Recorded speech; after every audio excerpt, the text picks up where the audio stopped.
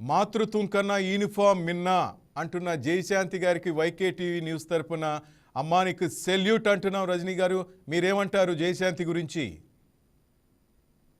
Sir నిజంగానే sir, మొన్న మధ్య కానిస్టేబుల్ ఉద్యోగాలు తీసుకున్నటువంటి చాలా మందిని కూడా చూస్తే చాలా ఆశ్చర్యం అనిపించింది సార్. మాకంటే చాలా పెద్ద పెద్ద చదువులు చదువుకొని ఒక కానిస్టేబుల్ ఉద్యోగాన్ని ఎంచుకొని సర్వీసు 0 నుంచి స్టార్ట్ చేస్తాము అంటే సెంచరీ కూడా సింగిల్ తో స్టార్ట్ అవుతుంది sir. Direct DSP, direct IPS క్యాడర్లు చాలా మంది ఉంటారు. వాళ్ళకి ఫ్యాన్ ఫాలోయింగ్ ఉంటది, వాళ్ళలాగా మనం అవ్వాలి అనుకుంటారు.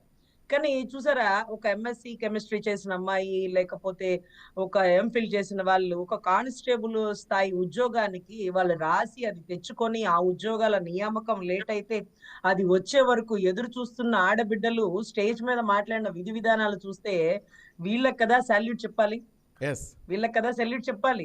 ఇంత చదువుకున్న బిడ్డలు మా నాన్నగారికి ఆడపిల్లలు మగపిల్లలు లేరండి, మమ్మల్ని మగబిడ్డలా చూసినారండి, ఒక అమ్మాయి ఐఐటిలో కొట్టిందండి, ఇంకొక అమ్మాయి ఎంఫిల్ లో చేసిందండి, మమ్మల్ని ఇద్దరిని ఒక మంచి స్థాయిలో చూడాలనుకుంటున్నారు అంటూ అంటే నీకు గౌరవం తగ్గాలి అంటే నీ స్థాయిని, అంటే గౌరవం పెరగాలి అంటే నీ స్థాయిని బట్టి రాదు సార్.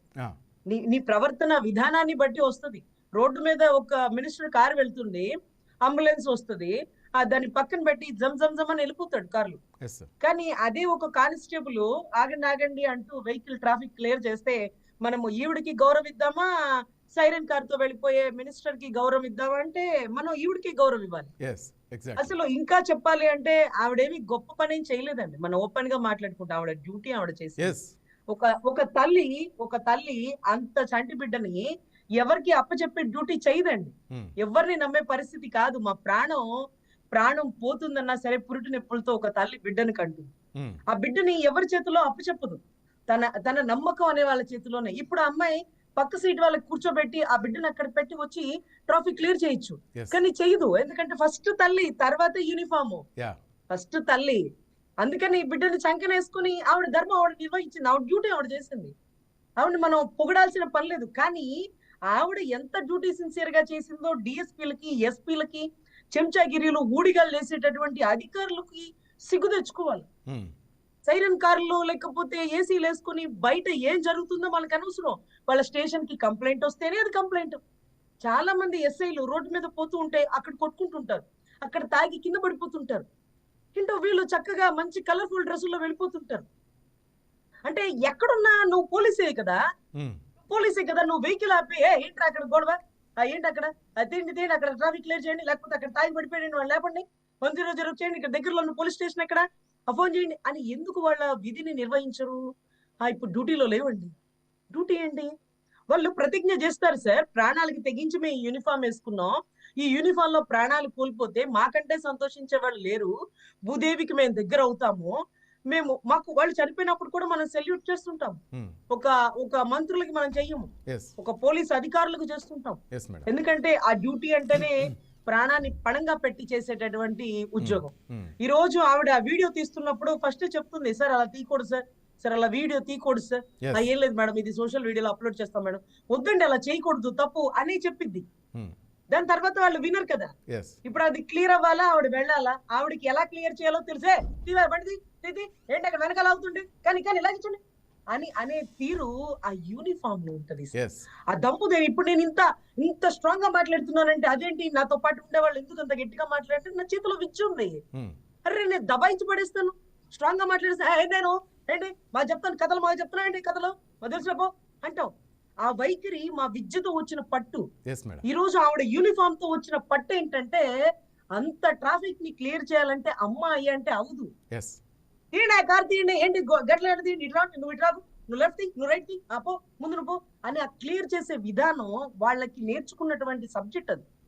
సో చక్కగా ఆవిడ విధి నిర్వహించింది. నాకు ఇప్పుడు ఈవిడ చూస్తే సైరన్ కార్ లో కలర్ఫుల్ గా వెళ్ళిపోయి ఎస్పీలు, యూనిఫామ్ లో వెళ్ళి ఐఏఎస్లు వీళ్ళందరూ కూడా ఆగి వాళ్ళ డ్యూటీ ఎప్పుడు ఆన్ డ్యూటీలో ఉన్నట్టే సార్. యూనిఫామ్ ఉన్నా లేకపోయినా ఆన్ డ్యూటీలో ఉన్నట్టే. ఎందుకంటే ముందు వాళ్ళ చేతిలో ఉండేటటువంటి విద్యని అవసరమైన చోట మీరు చూస్తే డాక్టర్లకు కూడా ఎక్కడన్నా రోడ్డు మీద ఎవరైనా యాక్సిడెంట్ అయితే గబగబా డాక్టర్లు ఎవరైతే ఉంటారో వాళ్ళు కార్లు ఆపి వెంటనే ఆగండి, నా దగ్గర ఒక బాక్స్ ఉంది, ఆగండి, స్టెప్నీ బాక్స్ ఉందని చెప్పి మొత్తం అంతా క్లీన్ చేస్తారు. అది వాళ్ళ వృత్తి, వాళ్ళు చెయ్యాల. మొన్న మధ్య ఒక ఎమ్మెల్యే కూడా దర్శి అనుకుంటాను, ఆవిడ ఎమ్మెల్యే, ఆవిడ ప్రచారానికి వెళ్తున్నప్పుడు ఒక గర్భిణీ స్త్రీకి డెలివరీ నొప్పులు వచ్చేస్తున్నాయి, హాస్పిటల్కి తీసుకెళ్ళాలి, లేట్ అయితే ఆ పక్కనే ఉండే దగ్గరికి తీసుకొచ్చి ఆవిడ డెలివరీ చేసేసింది. సూపర్. ఆవిడ ఎమ్మెల్యే. దురదృష్టవశాత్తు ఆవిడ ఓడిపోయింది, కానీ ఆవిడ ఒక ఎమ్మెల్యే. Yeah. ఆ ఎమ్మెల్యే కూడా చూసినారా ప్రచారంలో ఆవిడ వృత్తి నిర్వహించింది. Yeah. ఫస్ట్ ఆవిడ డాక్టరు, తర్వాతే ఈ పొలిటికల్ లీడరు, ఫస్ట్ ఈవిడ మదరు, తర్వాతే ఈ యూనిఫామ్. సో తల్లిగా తన బాధ్యత నిర్వహించింది. యూనిఫామ్ వేసుకున్న కానిస్టేబుల్ కి సెల్యూట్ ఒక ఐపీఎస్ ఆఫీసర్ చెప్పేటటువంటి విధానంతో అంత రోడ్డు మీద ఎస్, నేను అందుకే అంటున్నా మేడం, మాతృత్వానికన్నా మిన్న యూనిఫామ్ మిన్న అని కన్నా ఆమె అన్నట్టు ఆమె చెప్తున్నారు. ఏంటి మేడం అంత అవసరమా మీకు అంటే, ఆ యూనిఫామే సార్ నాకు అట్లా చేయబుద్ధి అయిపోయింది, ఆ యూనిఫామ్ నాకు నేర్పించిన విద్య సార్ అంటున్నాను. నా విధిని గుర్తు చేసింది, అక్కడ కూడా ఇంటికి వెళ్తూ కూడా నా ఒంటి మీద ఉన్న యూనిఫామ్ నాకు వర్క్ నేర్పించింది సార్ అంటుంది. ఎంత గౌరవంగా చెప్పింది చూడమా. నాతో పాటు ఆమె తన అప్పుడు అంటే తను ఈ ప్రశంసలు అంతా తనకే అని ఆమె చెప్పుకోలేదు. చాలామంది అంటారు నేను చేశాను వీడియో వైరల్ అయిందని. నాతో పాటు చాలామంది సోదరులు సోదరీమణులు కూడా కారు దిగొచ్చి నాకు హెల్ప్ చేశారు. చాలామంది తల్లులు తండ్రులు కూడా నాకు దీవెనలు అందించారు. ఇంతమంది ఉంటేనే నేను ట్రాఫిక్ క్లియర్ చేయగలిగాననేసి ఎంత నిజాయితీగా చెప్పిందంటే చాలా ముచ్చటేసింది. మీకు ముందు ఆమెతో నేను మాట్లాడాను, డైరెక్ట్గా మాట్లాడాను ఫోన్ లైన్లో, చాలా చక్కగా మాట్లాడాను. ఎవరికి ఒక్కటి సార్, ఆవిడ నేనే బాగా చేశానని చెప్పకుండా, లేదు సార్ నేను ఇలా వెహికల్ తీయండి సార్ అంటే చంటిలో అంటే చంకలో బిడ్డను పెట్టుకొని నేను మాట్లాడుతున్న విధానంతో వాళ్ళు కూడా నాకు కోఆపరేట్ చేయాలి సార్. ఒక్కటి చెప్పండి, ఆవిడ తీయనగానే వాళ్ళు తీయకపోతే ఏం చేస్తుంది? చేతిలో కర్ర ఉందా చెప్పండి? లేదు, ఏం లేదు. చేతిలో కర్ర ఉందా? చేతిలో రివాల్వర్ ఉందా సార్? ఏమీ లేదు. లేదు కదా. మరి ఏం చేసింది ఆవిడ? కానీ ఆవిడ తీయనగానే ఆవిడ చేతిలో ఉండే బిడ్డను చూసి, ఆవిడ యూనిఫామ్ ను చూసి నిజమే ఆగడమ్మ తీస్తున్నారు వాళ్ళు కూడా రియాక్ట్ అయ్యారు. ఆవిడ చూసినారా? గొప్ప నువ్వమ్మా అంటే కాదు సార్, నేను చెప్పగానే వాళ్ళు కూడా కోఆపరేట్ చేసి తీసినారు సార్. ట్రాఫిక్ క్లియర్ అయింది.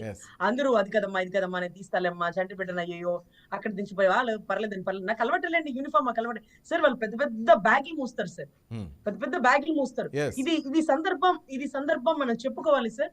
ఒక కానిస్టేబుల్ లో ఒక మహిళకు ఉండేటటువంటి చిత్తశుద్ధి ఎలా ఉంటుందంటే, కమలేష్ కుమార్ యాదవ్ అని ఉన్నారు సార్, ఒక లేడీ మనం ప్రస్తావించుకోవాలి. ఆవిడ పార్లమెంట్ మీద దుండగులు దాడి చేసినప్పుడు, ఏది ఉగ్రవాదులు దాడి జరిగినప్పుడు సార్, ఆవిడ చేతుల్లో రివాల్వర్ కూడా లేదు సార్, రివాల్వర్ కూడా లేదు. ఒక కారు వేగంగా వెళ్ళిపోతుంది పార్లమెంట్ లో నెంబర్ 1 గేట్ నుంచి.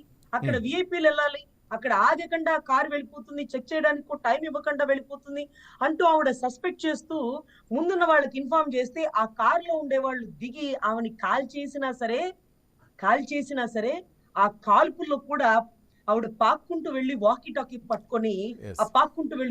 పట్టుకొని ముందున్న వాళ్ళకి ఇన్ఫార్మ్ చేసి ఆ ఉగ్రవాదుల దాడి నాపింది ఒక మహిళ, ఒక హోమ్ గార్డ్, ఒక కానిస్టేబుల్ అండి. ఫస్ట్ పరమవీర చక్ర అనేది ఒక అవార్డు ఉంటుంది సార్, ఆ అవార్డు ఇచ్చింది ఆ అమ్మాయికే సార్. చచ్చిపోయింది సార్. ఆవిడికి వెళ్ళిపోతుంది ఉగ్రవాదులు కారు అనుకున్నప్పుడు ఏంటి కానిస్టేబుల్ వేసింది ఒక లేడీ. ఈవిడేం చేయగలిగింది? పాపం చేతిలో రివాల్వర్ ఉందా, లాఠీ ఉందా, కానీ ఏదో చెయ్యాలన్న తపన ఉంది చూసారా. ప్రాణాలు కోల్పోయినా ఈ రోజు మా అందరికి ఆ పార్లమెంట్ లో ఉన్న ఎమ్మెల్యేలు ఎంపీలు మాకెందుకు సార్, మాకేమో ఊరు తెలియదు, మాకు ఎవరితో పని లేదు, కానీ ఆ అమ్మాయిని చూసినారు, గుర్తుపెట్టుకొని మేము ముందు ప్రస్తావించినాను. అది ఒక ఆడబిడ్డ, ఒక చేతిలో గన్ను లేకపోయినా వాళ్ళు ఉగ్రవాదులను తెలిసినా నేను పోయినా పర్లేదు, పార్లమెంట్ లో ఏ ఒక్కరు పోకూడదు, ఏ ఒక్కరికి హాని జరగకూడదు, అది ఆన్ డ్యూటీ అని ఒక ఆడబిడ్డ ధైర్యంగా ఎదుర్కొన్న విధానం చూస్తే hats off, salute sir. Rajani garu, అట్లాంటి మహిళలు సార్ కానిస్టేబుల్. రజనీ గారు, ఇవాల్టి వైకే న్యూస్ హెడ్లైన్ మాతృత్వానికి కన్నా యూనిఫామ్ మిన్న, అమ్మా నీకు సెల్యూట్ అంటుంది వైకే న్యూస్, ఏమంటారు? 100% సార్, ఖచ్చితంగా సెల్యూట్ చెప్పాలి. ఆన్ డ్యూటీలో ఒక తల్లిగా, ఒక యూనిఫామ్ వేసుకున్న కానిస్టేబుల్ గా ఎంతో మంది ఈవెన్ చూసి ఒక రోల్ మోడల్ గా తీసుకోవాలి. పోలీస్ వ్యవస్థలో ఎన్నో చాట్ల తప్పిదాలు జరుగుతున్నా అక్కడక్కడ మచ్చుకు కూడా మంచి వాళ్ళు దొరకరేమో అని అనిపిస్తున్న పరిస్థితుల్లో లేదు, మంచితనం మీరు చూసే తీరులో ఉంటది, మీరు చెడు అనుకుంటే చెడులాగే కనపడుతుంది. కూర్చోండి. ఫ్రెండ్లీ పోలీస్ అని ఎందుకు అంటారు? మమ్మల్ని ఎందుకు దుష్టుల్లాగో దోషుల్లాగో చూస్తారు? మీ శత్రువులం కాదు మేము, మీతో మేము అంటూ ఫ్రెండ్లీ పోలీస్ అట్మాస్ఫియర్ కూడా రాష్ట్రంలో తీసుకురావాలి సార్. చక్కగా మాట్లాడుకోవాలి.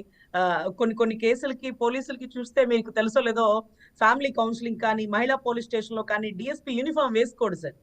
వేసుకోకూడదు కూడా. Yeah. చాలా చోట్ల నేను చూసినాను, యూనిఫామ్ లేకుండా వస్తారు ఈవినింగ్ టైము. వచ్చి చక్కగా చాలా చక్కగా మాట్లాడు. "ఎందుకు తల్లి? ఎందుకు వాడితో గొడవ? చెప్పు. కొంచెం ఓర్చుకుంటే సరిపోదా?" అంటే మన ఇంట్లో మన కుటుంబ సభ్యుల్లాగా మాట్లాడాలి. Friendly police. Yeah. "అవునా అమ్మా, కేసు పెట్టారా అతని మీద? సరే సరే నువ్వెవ్వరికీ చెప్పకు. నువ్వు పెట్టావని తెలిస్తే వాడు మళ్ళీ నిన్ను ఇబ్బంది పెడతాడేమో. నేను ఎవరో పెట్టినారని చెప్తాను. కంప్లైంట్ ఇచ్చిన వాళ్ళ పేరు బయట పెట్టనులే తల్లి. నువ్వు ధైర్యంగా ఉండమ్మా" అంటూ మాట్లాడాలి. అప్పుడే ధైర్యంగా ఆడబిడ్డలు బయటకొచ్చి వాళ్ళకి జరుగుతున్నటువంటి ఇబ్బందులని, సమస్యలని ఓపెన్ గా చెప్పగలుగుతారు. స్టేషన్ కి వెళ్ళాలంటే వాళ్ళకి ఒక భయం ఉంటది. పోలీస్ స్టేషన్ కి ఒక ఆడపిల్ల బైక్ ఆపి వెళ్ళిందంటే ఎవర్రా దేనికి వచ్చిందని అనుకుంటారు.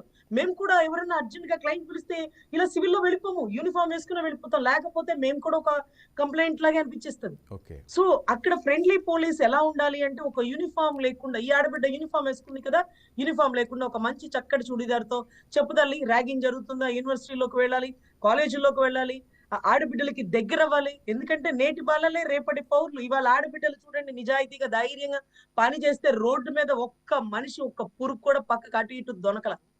కానీ ఇది నా గొప్పదనం కాదు సార్. నన్ను చూసి వాళ్ళు కూడా సపోర్ట్ చేసి ట్రాఫిక్ క్లియర్ చేశారు. చాలా సంతోషం అమ్మా మీరు అంటూ అందరూ ఎందుకు ఆమెని అప్రిషియేట్ చేశారంటే, అది ఒక మాతృత్వంలోని గొప్పతనం. అది యూనిఫామ్ లో ఉండి ఆన్ డ్యూటీలో ఒక 10 మంది పోలీసులు వస్తే అది అనిపించదు. ఆవిడ బస్సులో ప్రయాణం చేస్తూ పాపం ఒక సాధారణ సగటు గృహిణిగా, సగటు చిన్న స్థాయి ఉద్యోగస్తురాలాగా పనిచేస్తూ ప్రశాంతంగా బిడ్డను పెట్టుకుని కదిలినప్పుడే కదులుతుందిలే అని అందరిలాగా ఉండకుండా, అరే నా వృత్తి కదా సార్, వెళ్ళవలే సార్, నాకు ఎలా క్లియర్ చేయాలో తెలుస్తారని బస్సు దిగి వెళ్ళి క్లియర్ చేస్తే అందరూ సెల్యూట్ చేస్తారు సార్. ఇలాగే చాలా మంది ఆర్మీ ఆఫీసర్లు కూడా అంతేనండి. బయటకు వచ్చి ఏదైనా గలాటా జరిగినప్పుడు వాళ్ళు ఇమీడియట్ గా రియాక్ట్ అవుతారు. అప్పుడు మేము కూడా టక్ మన సెల్యూట్ చెప్పేస్తాం. రజనీ గారు ఈ రోజు మీరు చూస్తుంటారు అన్ని ఛానల్స్, బ్రేకింగ్ న్యూస్ అంటే ఏ విధంగా ఉంటుందో, కానీ వైకే న్యూస్ బ్రేకింగ్ న్యూస్ అంటే ఈ విధంగా ఉంటుంది మేడం. ఒక మంచి వార్తను మేము బ్రేకింగ్ న్యూస్గా చూపిస్తూ ఉంటాం మేడం. మీరు ఈరోజు చూశారు, పార్టిసిపేట్ కూడా చేశారు. ఎలా అనిపిస్తుంది మేడం? ఈ లైన్ కరెక్టేనా? ఈ తల్లికి సెల్యూట్ అంటూ మేము చేసిన బ్రేకింగ్ న్యూస్ ఈ హెడ్లైన్ సార్ అది కరెక్టే సార్. కానీ ఇక్కడ ఏంటంటే మీరు ఏం చెప్తున్నారంటే, సొసైటీకి అందరూ ఈమెలాగా ఉండాలి, ఆ తల్లికి మేము సెల్యూట్ చేయడమే కాదు, మీరు కూడా సెల్యూట్ చేయడంతో పని అయిపోదండి. మనం కూడా వాళ్ళలో 1% అన్నా 10% అన్నా ప్రయత్నించాలి. ఆ అవకాశం వచ్చినప్పుడు ఎంత బిజీ షెడ్యూల్ లో ఉన్నా సరే, మనం కారులో వెళ్తుంటే రోడ్డు మీద యాక్సిడెంట్ అయితే వెంటనే కార్ ఆపి అక్కడ ఉండేదే అతను ఏదైనా కొన ప్రాణంతో ఉంటే 100 చేయడం, అవకాశం ఉంటే మన వెహికల్ ఎక్కించుకుని వెళ్దాం. ఇదంతా సొసైటీకి ఒక మంచి మెసేజ్ మనం ఇవ్వాలి సార్.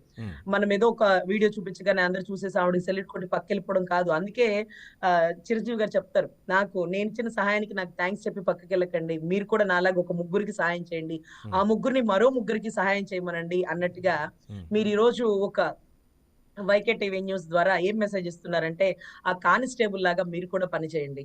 ఆ కానిస్టేబుల్ ఎలా అయితే మీ చిత్తశుద్ధిగా డ్యూటీలో లేకపోయినా ఒక తల్లిగా, ఒక ఆడబిడ్డగా, ఒక ఉద్యోగస్తురాల్లాగా, ఒక చిన్న స్థాయి సాధారణ గృహిణిలాగా పడిన కష్టాన్ని చూడడమే కాదు, మీరు కూడా అలా మారాలి. ఒక మంచి మెసేజ్ వైకే టీవీ న్యూస్ నుంచి సొసైటీకి మేము అందించాలనుకున్నాం. ఇలాగే మార్పు బిగినవ్వాలి ఒకరి నుంచి ఒకరితో. సో బాగుంటుందండి, మంచి concept. Thank you so much అండి. థ్యాంక్ యూ రజనీ గారు. సాల్యూట్ యూ మీకు కూడా.